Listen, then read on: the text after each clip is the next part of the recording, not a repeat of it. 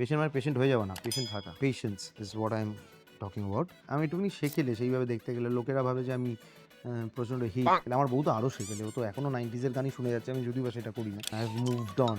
আমি অত সিরিয়াসলি লাইফকে নিই না। অ্যাট দ্য সেম টাইম আমি প্রচণ্ড সিরিয়াসলি লাইফকে নিই।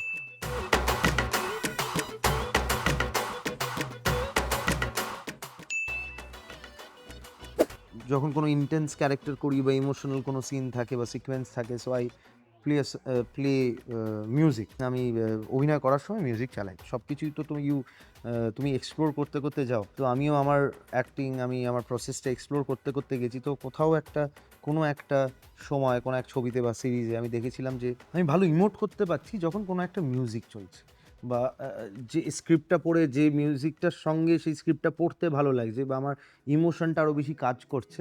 তো সেই মিউজিকটা চালিয়ে রাখলে না আমার আরও সুন্দর, মানে আমাকে না আর ভেবে কিছু করতে হচ্ছে না। আমার ইন্দ্রিয়গুলো, যেগুলো হয়তো আমি জানিও না যে it can come to work while doing the sin, সেটা হচ্ছে। তো সেই জন্য আমি ভাবলাম why not do this, because আমরা পরবর্তীকালে গিয়ে তো ডাবিং করি, তো আমি তো এটা ইউজ করতে পারি। তো সেখান থেকেই অ্যাকচুয়ালি মিউজিকটা আস্তে আস্তে ঢোকে আমার অ্যাক্টিং প্রসেসের মধ্যে। এবং তারপর এখন at this point of time it plays a huge part. 2019 থেকে মন্টু যবে থেকে শুরু, ইনফ্যাক্ট তার আগে থেকেই মিউজিক আমার প্রসেস, আমার অ্যাক্টিংয়ের প্রসেসে আছে। তো এখনও তো আমার প্রত্যেকটা চরিত্রের জন্য আলাদা আলাদা মিউজিকও সেট করি আমি নিজেই, থিমেটিক মিউজিক। আবার কয়েকটা চরিত্রের জন্য বানানোও হয় আলাদা করে। হ্যাঁ, তো সেই জিনিসগুলো আমি করি, দ্যাট ইজ মাই প্রসেস। আমি এখন মানুষে ভাবতে পারি কি পাগল আছে নাকি, বাট আমার যেটা হেল্প হয় সেটা হচ্ছে দ্য রিদম। আমি আজকে 6 নম্বর সিন করছি, তারপরে সিনটাই আমি 73rd সিন করছি, ক্লাইম্যাক্সের সিন, তারপরেই আমি আবার শুরুর সিনটা করছি। তো সেইটা আমায় ওই রিদমটা সেট করতে বা ঠিক রাখতে হেল্প করে আমার ওই মিউজিকটা। তো that is my process.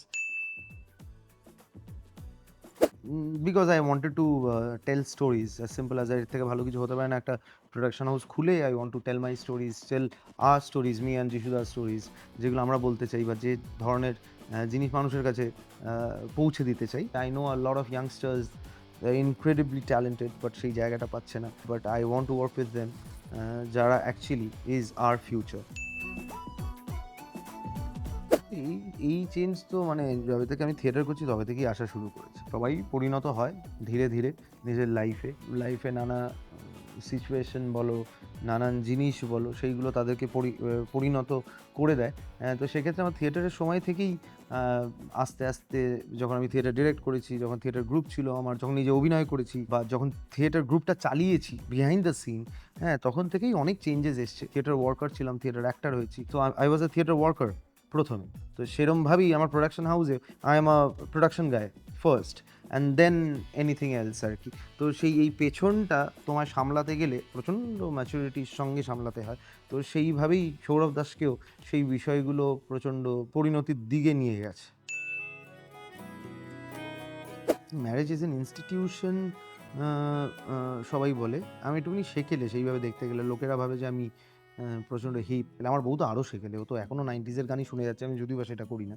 I have moved on to EDM and electronic music. কিন্তু আদতে আমি ওরমভাবেই একটুখানি সেকেলে। তো সেক্ষেত্রে হ্যাঁ, ইনস্টিটিউশন, বাট আমি ওই ঘর থাকবে, বউ থাকবে, বাচ্চা থাকবে, আমি ওটাই খুবই বিশ্বাসী। তো সেই জন্য তোমায় গ্রাউন্ডেড থাকতে হয়।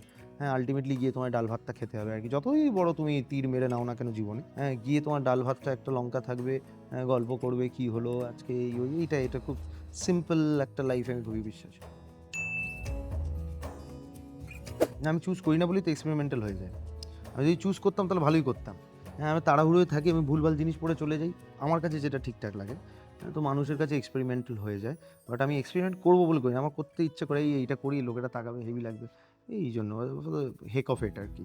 আমি অত সিরিয়াসলি লাইফকে নিই না। অ্যাট দ্য সেম টাইম আমি প্রচণ্ড সিরিয়াসলি লাইফকে নিই। Money money is extremely important to me. আমি যেখান থেকে এসেছি সেই গল্প যেদিন বলতে শুরু করবো, সেদিনকে বুঝে যাবে হ্যাঁ ভাই, তোর টাকা দরকার। মানে যারা এই ফিল্ডে আসতে চায় যেকোনো ফিল্ডে মানে যেকোনো এরিয়াতে তাদের জন্য তোমার একটা স্টপ কমপ্লেনিং, এক্সকিউজ দেওয়া বন্ধ করো। লাইফের এখন আমি দেখে নিয়েছি চারিদিকে শুধু এক্সকিউজ। হ্যাং ইন দেয়ার, দাঁত কামড়ে পড়ে থাকাটা, পেশেন্ট থাকাটাই। পেশেন্ট মানে পেশেন্ট হয়ে যাবে না, পেশেন্ট থাকা। Patience is what I am talking about. সেটা থাকলেই আলটিমেটলি দেখবে লং রানে জিততে পারবে, লাইফে জিততে পারবে। যেমন দেখলেন না সঞ্জু স্যামসন কীভাবে জেতালো, 4-এর পর একটা রান নিতে হবে, শুধু 4 মেরে গেলে হবে।